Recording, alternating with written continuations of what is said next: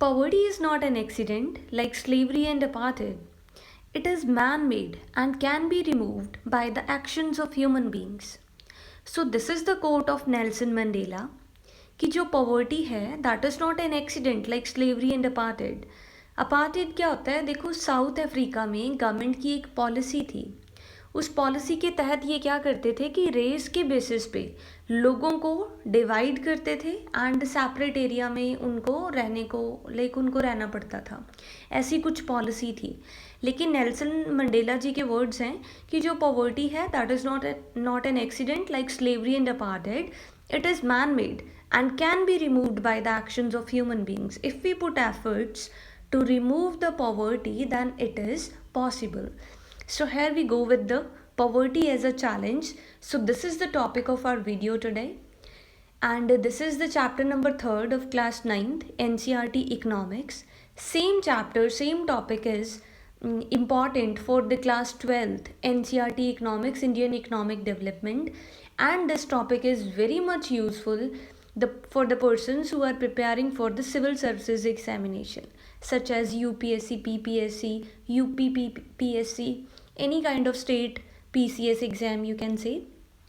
तो उसके लिए भी ये एक बहुत इम्पॉर्टेंट टॉपिक है बिकॉज पॉवर्टी हमारी इकॉनमी में एक चैलेंज है.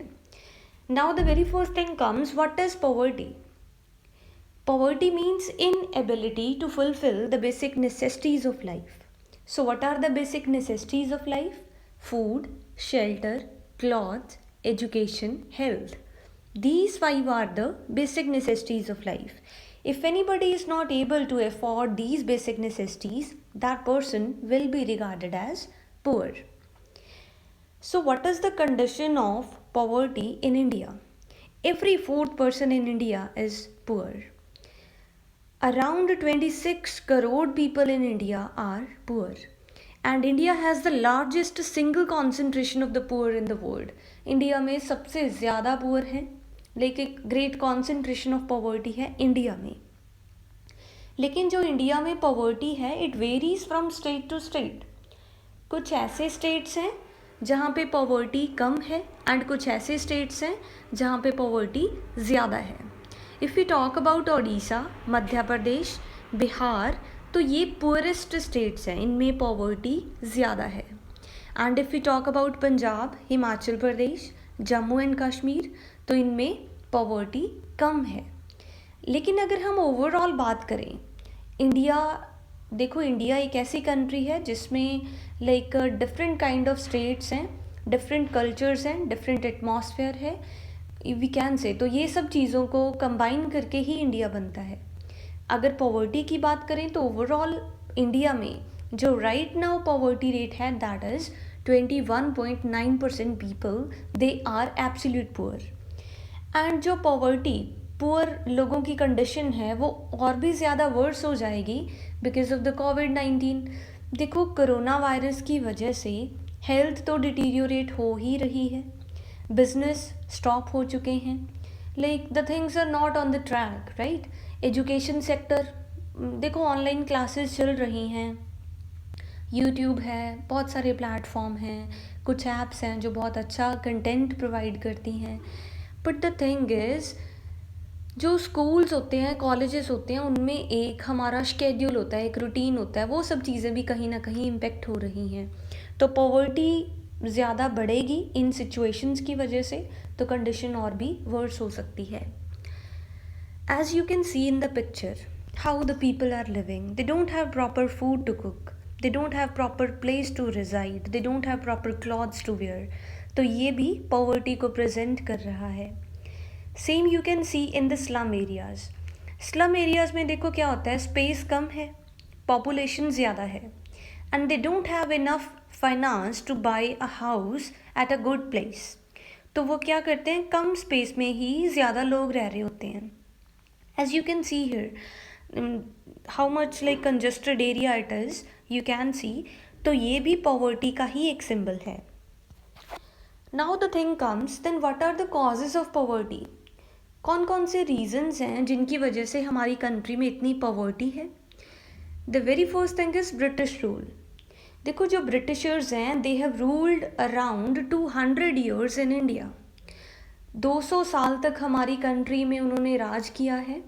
तो उन 200 ईयर्स में ब्रिटिशर्स ने हमारे रिसोर्सेज को एक्सप्लॉइट किया खुद के बेनिफिट के लिए, ब्रिटेन के लिए, नॉट फॉर इंडिया। तो उसकी वजह से इंडिया पुअर हो गया। As you can see here, colonial exploitation, Bengal famine from 1943 to 47, worst condition of our country। तो ये सब चीज़ें भी, colonial exploitation, British rule, इन सब चीज़ों की वजह से भी कहीं ना कहीं पॉवर्टी इतनी ज़्यादा है इंडिया में। सेकेंड पॉइंट है रूरल इकॉनमी। देखो जो इंडिया है that is not urban state, urban economy, इसमें रूरल एरियाज़ ज़्यादा हैं। रूरल एरियाज़ में एम्प्लॉयमेंट अपॉर्चुनिटीज़ कम होती हैं, फैसिलिटीज़ कम होती हैं। एग्रीकल्चरल इकॉनमी ज़्यादा है, लेकिन एग्रीकल्चर से उतना ज़्यादा प्रॉफिट नहीं होता कि लोग अपना जो स्टैंडर्ड ऑफ लिविंग है उसको इतना ज़्यादा राइज कर पाएँ। No doubt few agriculturist are there who are contributing best towards the development of our country, but majority of the agriculturists they are under the debt। तो उनकी भी सिचुएशन है, डेट की वजह से वो और ज़्यादा पुअर हो जाते हैं। heavy pressure of population। I hope you all are aware about the fact that India is the second country which has largest population after China, right? तो population pressure ज़्यादा होने की वजह से पॉवर्टी हो जाती है। कैसे? देखो, अगर एक फैमिली में एक ही पर्सन है जो अर्निंग हैंड है, लेकिन उस फैमिली में कम से कम 5 जने हैं, 10 जने हैं, जो 10 जन हैं वो डिपेंडेंट हैं सिर्फ एक पर्सन पे, तो वो कितना को हम कहेंगे कितनी की उसकी सैलरी होगी, कितना का वो इतनी अर्निंग होगी कि वो 10 जनों को अपनी like basic necessities, food, shelter, cloth, education, health अच्छे से प्रोवाइड कर पाएगा। तो पॉपुलेशन ज़्यादा होने की वजह से रिसोर्सेज का डिस्ट्रीब्यूशन अनइक्वल हो जाता है, जिसकी वजह से पॉवर्टी इंक्रीज हो जाती है। Next is chronic unemployment and underemployment. India में unemployment, underemployment, educated unemployment, seasonal unemployment, disguised unemployment, ऐसे बहुत सारे इश्यूज़ हैं। जब भी अनएम्प्लॉयमेंट होगी तो कोई भी सोर्स ऑफ इनकम नहीं होगा, इनकम नहीं है तो पॉवर्टी। सोशल फैक्टर्स, बहुत सारे सोशल फैक्टर्स हैं। सोशल फैक्टर्स जैसे देखो, हमारे क्या सिस्टम है कि अगर इंडिया से लोग कहीं अब्रॉड जाते हैं तो वहाँ पे वो कोई भी काम करने के लिए रेडी हैं, लेकिन इंडिया में if you are graduate and you are being offered a job of peon suppose, तो आप लोग क्या करते हो, डिनाई कर देते हो कि ये सोसाइटी में अच्छा नहीं लगेगा कि मैं ग्रेजुएट हूँ और मैं पियोन की जॉब कर रहा हूँ, तो मुझे अनएम्प्लॉयमेंट रहने में अच्छा है। तो इन चीज़ों की वजह से, सोशल फैक्टर्स की वजह से हमें लगता है कि हम ऐसे हैं तो हम ये पर्टिकुलर काम करेंगे, तो हम बहुत सारी अपॉर्चुनिटीज़ को ऐसे ही छोड़ देते हैं, वेस्ट कर देते हैं, तो वो भी पॉवर्टी को लीड करता है। इंडियाज़ इकोनॉमिक पॉलिसी, देखो इंडिया की पॉलिसी थी like self dependent, self reliance, तो उसकी वजह से लोगों ने प्रोडक्शन भी उतनी ही की, तो एक्सपोर्ट्स नहीं हुए, एक्सपोर्ट्स नहीं होंगे तो फॉरेन करेंसी नहीं आएगी। अगर हमारे इंडिया में फॉरेन करेंसी नहीं है तो पॉवर्टी होगी, क्योंकि हमारे पास फॉरेन करेंसी के यूनिट्स नहीं हैं, so we are not able to do the international trade. International trade possible नहीं है तो पॉवर्टी के चांसेस और इंक्रीज हो जाते हैं। New liberal policies and their effects, बहुत सारी न्यू लिबरल पॉलिसीज़ हैं जिनके इफ़ेक्ट्स कुछ ऐसे थे कि हमारी इकॉनमी में पॉवर्टी रेट इंक्रीज हो गया। So these are the major causes of poverty. Colonial exploitation, I already told you. Bengal famine 1943 to 47, this was the time period, worst time period for our country। लोग I must say कि भूख से ही मर गए, ठीक है, तो ऐसी कुछ सिचुएशंस हो गई थी। So thank you so much for watching this topic, poverty as a challenge. Please utilise your talent, आपके पास बहुत सारी अपॉर्चुनिटीज़ होती हैं, just rise above your situations.